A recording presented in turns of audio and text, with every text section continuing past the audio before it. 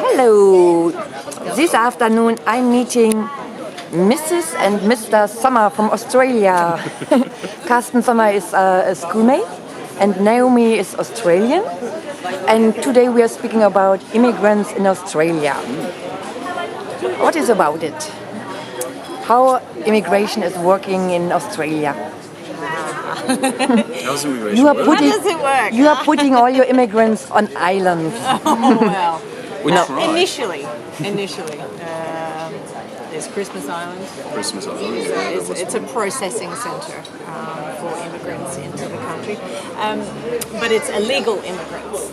I think So we're talking about immigrants that actually come by boat and that they're smuggled over, and not about immigrants that come to Australia by plane and then they don't have a passport or don't have a visa. They don't get detained in a detention center. They get sent back. When Karsten immigrated to Australia, he didn't go to an island. It is only illegal immigrants so they arrive by boat. Are people from Syria illegal? Depends on how they arrive. If they apply for the right papers and come into the country legally with their passport and apply for residency before they come, then no, they're not illegal immigrants. It's only if they come here with no papers and no papers, no documentation, no passport. And the term illegal is of course funny. In Germany you always hear nobody is illegal, no person is illegal. It's not about the person, it's about the circumstances that the person is in. So if you cannot provide the documentation, you illegally enter the country. So you didn't follow the process. It's about following the process. It's about following the process. And that's the thing. But for some of these people, particularly Syrian refugees, they need to get out now. They don't have time to follow the proper processes or protocol because they fear for their life. So they just abandon everything and make the trip. But in that case, then by law, they are considered to be illegal immigrants. So then, yes, they will be sent to one of the detention centres. It sounds horrible.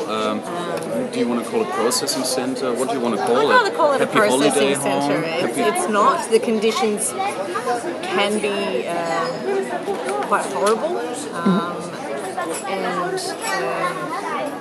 There is no guarantee that once they make it to these processing centres that they will be allowed into the country. A lot of them are sent back. A lot of them stay there for a long time. And detention centres are really nothing new. I mean, after World War II, a lot of Germans, French, Greeks, they come over by boat. They were living in detention centres. And they're probably named differently at the time. But my uncle, he's Australian. And he was in one of the centres. They were processed and they had to go through a process of paperwork and so on. It is a good idea to have such an institution? Should we make it like this in Germany too? It was better for Germany perhaps? Well, in some ways we do.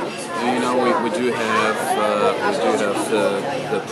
if you seek asylum in Germany, you do have the Asylverfahren. So there's a process of if the process of the asylum seeking started, you will be allocated to an area where you have to stay because you've got no legal paperwork. And it's well known that illegal immigrants or immigrants with no paperwork deliberately throw their passports out. So and then they say they're from North Africa and they're actually from, let's say, Australia. Afghanistan, Australia. I don't even know. Well, you never know. Maybe somebody just didn't check it out probably once you come to Germany. But however, it's in the asylum seeking process. You need to stay in this area, and if you relocate to another area without permission, you get arrested.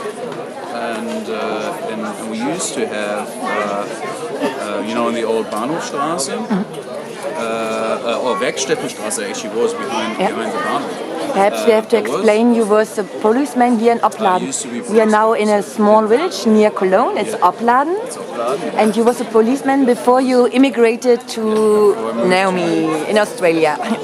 And how did you was informed about the German history shift in 2015? What did you learn about it in Australia, or did your parents send you news about the situation in Germany, or what do you think about it? Now, I mean, the information is readily available on German media. Yeah. And of Was it course, for you a if big surprise that all immigrants will come, or? No, it's not a big surprise. I mean, Germany is usually very open, but it's also a case of that Germany. I think Germany only thinks back to its history until 1938, and then on, and that is not really a good history. You know, Germany's got a much better history, and it's not nationalistic, it's not populistic, it's not right wing. It's actually what you have. And you know, we would have to forget about Goethe or Schiller or whatever if we only would think that way. A lot of people like to do that. So I was not really surprised that Germany took on the challenge, if you may call it though, without mocking it, of taking on refugees. But I think Germany is doing it, or the German Chancellor and the political parties are doing it for the wrong reasons. I think it's more personal reasons. You told me about, you think really Angela Merkel changed her mind because she saw this girl, no? Because The this refugee is girl. a historical issue. And you know, Helmut Kohl, he's the chancellor of the reunification. Yeah. You know, and Konrad Adenauer is the chancellor of post-war Germany. You know, establishing European Friendship Union. between France and Germany. Building relationships Yeah. with the NATO, France and Germany. Yeah. You know, they all have their reputation. What does Merkel have? Actually, nothing. You know, she's probably the longest-serving chancellor that Germany has. They're overtaking Helmut Kohl, but historically, she doesn't have much. So this is a historic issue. And do you think it's dangerous? It was a dangerous decision of Angela Merkel as a policeman? I don't think it's a dangerous decision. No, it's, you know, the police only comes into effect if the law has been broken. So if there's, you know, committed crimes, then the police will action. But you need to be mindful of what do you do with all these people? You know, if I would be of a bunch of people, of 10,000 of people coming into a country, there's no work here. It's so ridiculous. They don't generate work. There is no work here. They need to do something. You need to have a challenge. Everyone needs to do something in their life to be useful for their own reasons. You know, that applies to you, applies to us, applies to me. So there's your biggest challenge. How do you make people useful? How do you integrate them into society? It's not necessarily a dangerous decision, but were all the implications considered? You know, do we look at how many people, homeless people, do we already have? How many people who have a job do we already have? How many people who, you know, can't afford to live in Germany as it is? Are we contributing to that situation for the sake of political correctness? Yeah. And it was in Australia. It is about political correctness. Very much And you told me now there was some issue with a woman who was against Muslim on the television, and now. I wouldn't say she was against Muslim. I would say that she was afraid, you know, of what was happening, and afraid of situations that have happened in Europe in recent months, of them being replicated. We had our own ISIS terrorism incident. Yep. In 2015 or 14. I think it might have been 2014. Yeah. And it made people very aware of the situation. But to speak out and to say that you are frightened and that you know, you're not sure about immigration goes against political correctness in Australia, and there is a lot of divide between saying what you really think and feel and are afraid of, and you can't say that. Yeah. So that is a problem, and you know, I don't think that these processing centres are a bad idea, but we have to remember that they need to be humanitarian. These people haven't followed the process. They have come to your country illegally, so yes, there needs to be rules followed, needs to be investigated. We need to look at who we are letting into our country. Yeah. But while we're doing that, they're still human beings. You need to treat them as such, and you need to look after them and do everything that is necessary. You can't lock them up in cages and do whatever else. And then you told me about if somebody is coming to Australia, he's coming to Australia because he want to be Australian. And if somebody is coming to Germany, you told me, he's not coming to Germany, he want to become a German. Yeah, they're So not saying, I want to be a German, I want to go to Germany. Because Germany is great, and they've got big cars, and they've got a good life. You know, that's usually what you hear. Yeah. And you want the immigrants, a Syrian boy who want to become a German, or? Well, you don't necessarily have to become a German. I mean, I'm not Australian. Are you Australian now? No, I'm not. No, I'm still German. And you don't necessarily have to take on another country's nationality if you don't want to. But I feel like I'm a part of Australia, and a lot of things change within me. You know, we've got one day it's in May, isn't it? Anzac Day.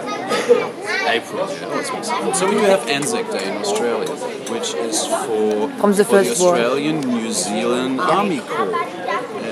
And it's commemorative. It's remembering what happened and what they were fighting for. It's giving respect to your soldiers, not because they're murderers. They were fighting for belief, and they were fighting for freedom. You know, that's what they were believing in. And in the initial years, I felt embarrassed because Germany is responsible for the two biggest world wars in the 20th century. And that puts a lot of pressure on me, and I always felt bad. And Naomi's always went to the dawn service in the morning by herself. My great-grandfather was an Anzac, and we've always proudly gone to, there's a dawn service. You get up at 4 o'clock in the morning and you go and there's a presentation and you celebrate their memory. And afterwards there's marches down the streets and all the different veterans from all the different wars that are still alive will march in this parade and wear their medals. And if you are Australian, you like to make the Anzac Day. Are there other values who are important for you? What is typical to be Australian? If I want to become an Australian woman, what should I do? You told me something about. You told me something about to be polite. You are not Christian, but there was a definition of to be polite. I think for every Australian it's different, and I think that is the point. In Australia we embrace a lot of different beliefs and a lot of different cultures, and we don't know one person is right or wrong. To me that's what Australia is about, is embracing everybody's different values and opinions. But polite is for everybody. You told me also it's polite, huh? Sorry? Australians are polite, you told me. Australians are polite, yeah. I mean, you walk along the street and you look into somebody's face and hey mate, how you going? And they reply back, they're friendly, you know. It's nearly impossible here, you know, when you walk along the street and stand next to someone and say, hey, how you going? What the hell is going on with you? You know, it's a different politeness. And you can have a random conversation with somebody on the street. But what I really wanted to say with the dawn service was, it took me, I'm living in Australia for 12 years, and for 5 years now, I go to the dawn service. It changed a lot for me. You know, I have to appreciate what Australia and what it is about. That's part of Australia, and you get a lot of people. And what is the relationship with Muslims? It's we just have some minutes, but how is the relationship with Muslims in Australia? Do they have problems like in France or? Definitely not like France, but I think the fear for some people is that will happen, and that is what is now causing some contention. For the most part, we're very accepting, but as I said before, what Australians don't like is special rules for certain people. So our feeling is that everybody should be treated the same, equally and fairly, but when you have situations like the book and things like that, there's special rules for those people and different rules for other people. That's when there are problems in Australia and all courts. And do you think that we will get it in Europe or? In Germany, no. Germans will get it. Because in Germany, it will always be the case of you're a racist because of our history with the Holocaust. That will always be an issue in Germany. You won't get it. And if we, you have to ask yourself, if somebody is afraid of a certain situation, somebody else's beliefs, and you label them an idiot, oh, they're stupid, they don't know what's going on. Well, I tell you now, they go somewhere else. If somebody comes to the police and say, I get stalked by somebody, please help me, and the police says to you, you're an idiot. They go to someone else who deals with the situation, and it's usually a friend with a big baton and beats him dead. And that's what happens. But I mean, in general, we will get the refugee challenge, or even this, it will be okay in some years, or you're more pessimistic? It will be okay at the end, but it will cost a lot of money, and it will cost a lot of grief. And is it all worth it? What grief? Well, financial grief, personal grief. You get a lot of people coming in. There's a lot of people movement. Will it be as bad as they sometimes make up in the media? Probably not. It's a lot of people coming in, and it's a big challenge. But as usual, this challenge will be tackled by the middle class because it will cost a lot of money. And there's not a lot of jobs. And does it generate new jobs? Probably not. Are you happy that you are living in Australia at the moment? I'm anyway happy that I'm living in Australia because I've got a beautiful wife.